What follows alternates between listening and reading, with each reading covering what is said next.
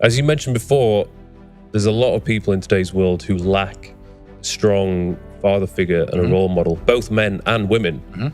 And we can see the effects of this because there's so many lost boys or men in this world who just have no one to ask advice or no one to look up to.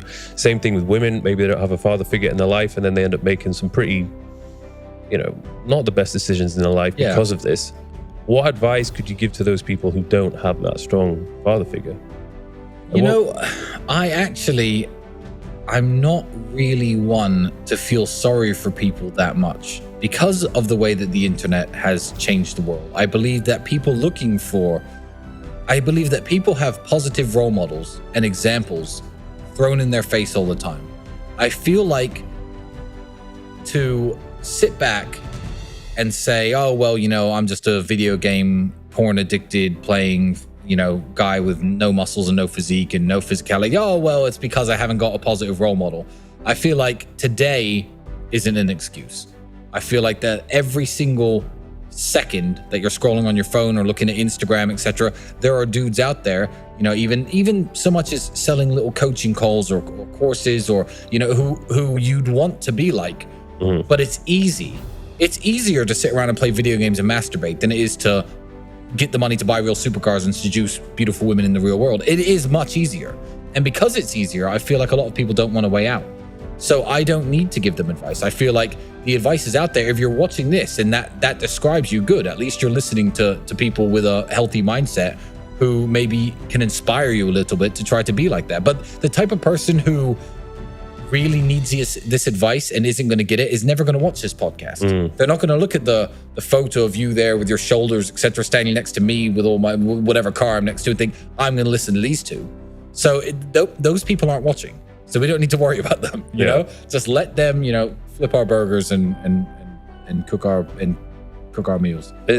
Anyone can selectively choose how they're spending their time or even who they're following. Yes. So if you want to sort your life out and you want to be more conscious about who you're following, just unfollow or even mute all the people that are posting crap. Yeah. Start following people who are spreading a good message.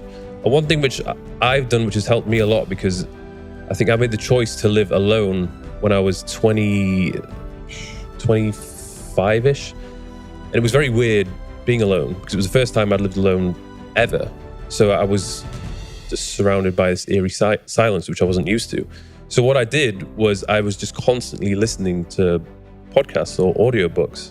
So I was just constantly getting these positive messages from the right people all day, every day. And the moment I was doing that, it just completely sort of transformed my mindset. Well, yeah, it's the old saying of, you become the average of the 5 people you hang around with the most. That's older than the internet. That saying it predates the internet. But essentially it means the 5 people who influence you the most.